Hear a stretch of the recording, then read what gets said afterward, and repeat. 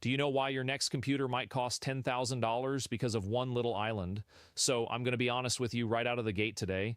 I think we are way closer to World War III than anyone in Washington wants to admit. And I'm not being dramatic here. I'm just looking at the board. I've been watching what's actually happening in the Pacific, reading through the actual military doctrines, not just swallowing what the mainstream media feeds us. And it is genuinely wild. The media wants you focused on domestic drama and political reality TV, but the real game is happening right now in the South China Sea. By the end of this video, you are going to understand exactly why I think the next 12 to 24 months are absolutely critical for the survival of the global economy as we know it. So stick around, let's get into it. We need to talk about Taiwan. I know you've heard the name, you know there's tension, but most people treat it like it's just another faraway geopolitical dispute that doesn't really affect their daily lives. I used to think the same thing back when I was just streaming games and building PCs, completely oblivious to how the sausage was made. But while we are sitting here in the West, exhausted by inflation, internal political fighting, and endless debates on social media, China is quietly and methodically preparing for the biggest military operation of the 21st century. They are openly preparing for the annexation of Taiwan. And this isn't just me putting on a tinfoil hat. Xi Jinping has literally promised his party and his people that Taiwan will be reunified with the mainland. He has tied his entire historical legacy to this one objective. Right now, the United States is arguably at its most distracted point in decades. We are tied up with massive financial and military commitments in Eastern Europe. We are trying to keep a lid on a massive powder keg in the Middle East, and internally, we are at each other's throats. If you were a strategic adversary looking for a window of opportunity to make a massive game-changing move, you would be looking at the U.S. right now and drooling. The mainstream media keeps pushing this narrative that diplomacy will eventually win out, that cooler heads will prevail because our economies are so intertwined. They say China wouldn't risk the economic blowback, but that assumes the Chinese Communist Party thinks like a Wall Street hedge fund manager. They don't. They think in terms of centuries, legacy, and national pride. But it's not just about pride. It's about absolute, unquestioned global control. And to understand why this is a battle for world hegemony, you have to look at the numbers and the cold, hard facts. Let's talk about the Silicon Shield. Taiwan is home to TSMC, the Taiwan Semiconductor Manufacturing Company. If you don't know who they are, you need to learn right now because they effectively run the modern world. Taiwan produces over 60% of the world's total semiconductor chips. But here is the crazy part. When it comes to the most advanced chips, the ones powering your iPhone, the RTX graphics card you use for gaming, the servers running advanced AI models, the guidance systems in modern fighter jets, Taiwan produces over 90% of them. 90%. Let that sink in. Without Taiwan, the global tech industry simply stops existing in its current form. During the pandemic, we saw a tiny glimpse of a chip shortage. Remember when you couldn't buy a PS5 for 2 years? Remember when car manufacturers had to halt production and the price of used cars skyrocketed? That was just a minor supply chain hiccup. That wasn't a war. If Taiwan goes offline, we aren't talking about waiting 6 months for a graphics card. We are talking about the total paralysis of the modern global economy. And China knows this perfectly well. Whoever controls those fabs controls the future of artificial intelligence, military technology, and global telecommunications. Now, let's look at the military reality, because this is where the mainstream narrative completely falls apart. The media loves to talk about the U.S. military as this invincible, omnipresent force that can just park an aircraft carrier anywhere and fix the problem. That might have been true in 1995 during the Third Taiwan Strait crisis, but it is not true today. Let me break this down for you. China has been undergoing the fastest most massive military buildup in peacetime history. They are building a navy faster than we can even launch patrol boats. Today, the Chinese Navy officially has over 370 ships. That makes it the largest navy in the world by sheer numbers. And they aren't just building rusty buckets, they are building advanced destroyers, stealth frigates, and their own aircraft carriers. Meanwhile, the U.S. Navy is sitting at under 300 deployable ships, many of which are aging, stuck in massive maintenance backlogs, and spread out across the entire globe. The U.S. has to police the Atlantic, the Mediterranean, the Middle East, and the Pacific. China only has to focus on its own backyard. The geographic advantage is entirely theirs. Taiwan is only about 100 miles off the coast of mainland China. It's thousands of miles away from the nearest major U.S. naval hubs. The tyranny of distance is a real thing in warfare, and logistics win wars. But here's what nobody is telling you. This is the stuff that gets swept under the rug in polite political debates. The United States cannot guarantee the defense of Taiwan in a conventional sense anymore. Our entire power projection model in the Pacific relies on nuclear-powered aircraft carriers. These are floating cities that cost around $13 billion each, carrying thousands of American sailors. China knows this, which is why they have spent the last 2 decades developing something called the DF-21D and DF-26. These are hypersonic carrier-killer ballistic missiles. They are designed for one specific purpose: to keep the U.S. Navy out of the Taiwan Strait. Think about it from the perspective of an American president. Are you going to risk losing a $13 billion supercarrier and 5,000 American lives in a single afternoon to defend an island off the coast of China?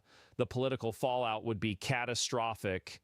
The Pentagon has run countless classified war games on a Taiwan invasion scenario. While the results are rarely made public, the leaks that come out are absolutely terrifying.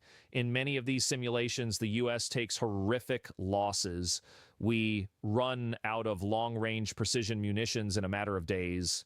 So what does the U.S. actually do if the fleet can't safely intervene? Here's my honest take, and I know this sounds crazy, but hear me out. The United States would rather blow up the TSMC factories than let them fall into the hands of the Chinese Communist Party, period. This isn't just some wild internet theory. Military strategists have openly published papers suggesting exactly this. It's a scorched earth policy.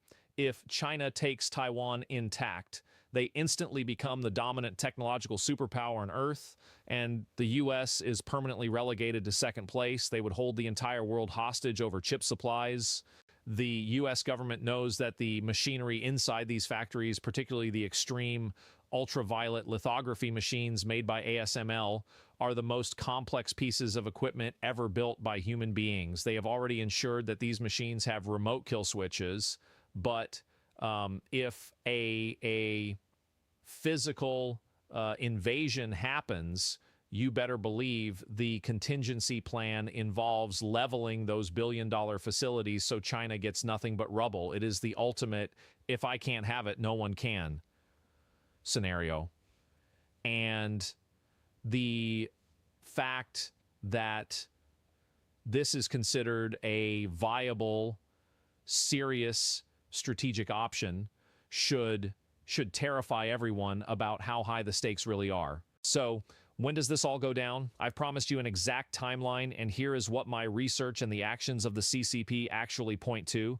We are looking at a hard deadline of 2027. Why 2027? That year marks the 100th anniversary of the founding of the People's Liberation Army.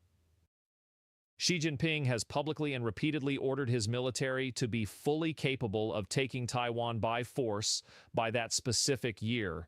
That doesn't mean they will attack on January 1st, 2027, but it means their military modernization will reach its absolute peak readiness. I think what's really going on is that China is waiting for the perfect storm. They are incredibly patient. They don't want to fight a united, economically robust West.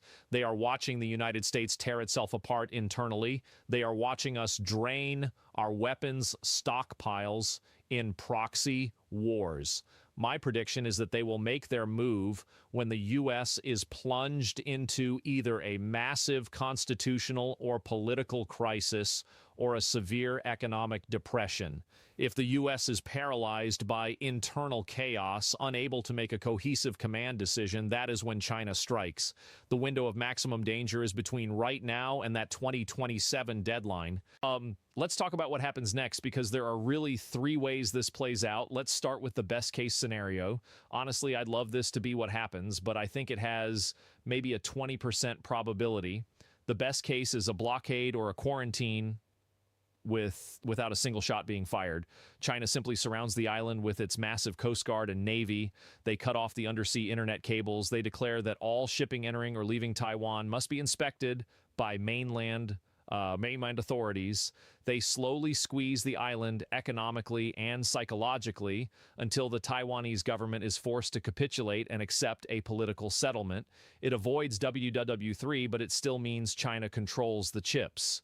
Now, the worst-case scenario, this is what keeps me up at night, and I give it a solid 30% probability. China attempts a rapid amphibious invasion, but the U.S. actually decides to intervene directly. You have a direct kinetic clash between the United States Navy and the People's Liberation Army Navy. American submarines start sinking Chinese troop transports. Chinese hypersonic missiles take out an American carrier group. Suddenly, the two largest economies and nuclear superpowers in the world are in a hot war. The global stock market drops 50% in an hour. This scenario spirals out of control so fast that the risk of a tactical nuclear exchange becomes terrifyingly real. Nobody wins here. But here's the most likely scenario, the one I actually think happens. I'd give this a 50% chance. China executes a lightning-fast hybrid warfare campaign. They launch massive cyber attacks that cripple Taiwan's power grid, communications, and military command structures before the physical invasion even begins. They use targeted assassinations and activate sleeper cells inside Taiwan to sow total chaos. By the time the U.S. political machine finishes debating what to do, Chinese troops are already in Taipei. The U.S., realizing it's too late to stop the landing without risking total war, backs down militarily but implements the most severe economic sanctions in human history. The island falls quickly, and we enter a new, incredibly dark, cold war. You need to understand what this actually means for you. Sitting at home watching this video, most people don't realize how completely dependent their lifestyle is on that one island. If Taiwan falls, or even if it's just blockaded, the global tech supply chain completely collapses overnight. You know, that next smartphone you were planning to buy, it's not going to happen. If you can even find one, your next computer might legitimately cost you $10,000. The price of every piece of electronic equipment, televisions, medical devices, cars, smart home tech, servers will skyrocket due to absolute scarcity. This is going to trigger an immediate, brutal global recession. Think about how many millions of jobs rely on the tech sector. If companies can't get servers to run their cloud infrastructure, if manufacturers can't get chips to build their products, they are going to lay off millions of people. It's not just the IT guys who get hit, the logistics companies, the marketing firms, the retail sectors. The cascading effect will be unlike anything we've seen since the Great Depression.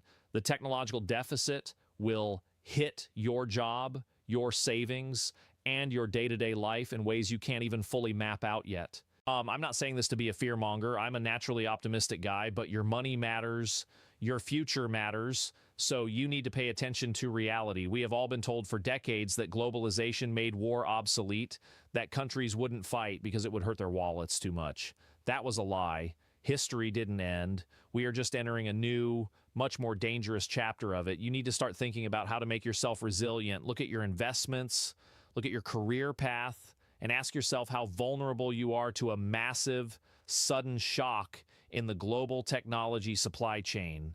I could be totally wrong here. Maybe Xi Jinping wakes up tomorrow and decides he just wants to be a peaceful neighbor, but the data shows something entirely different. The military buildup, the rhetoric, the stockpiling of gold and resources by the Chinese government, they're bracing for impact. They are preparing their economy to withstand Western sanctions. You don't build 370 warships just for parade purposes. You build them to use them. That's my take on this whole thing. I think the mainstream media is absolutely failing to communicate the gravity of this situation to the average person. They are keeping you distracted while the very foundation of the modern technological world is sitting on a geopolitical fault line that is ready to snap. The timeline is accelerating, and 2027 is the hard ceiling. Let me know what you think in the comments. Am I crazy, or do you see this exact same pattern unfolding? If you want more real talk without the corporate media spin, hit that subscribe button. Share this video if you think more people need to wake up to what's coming. Stay frosty out there, guys. Peace.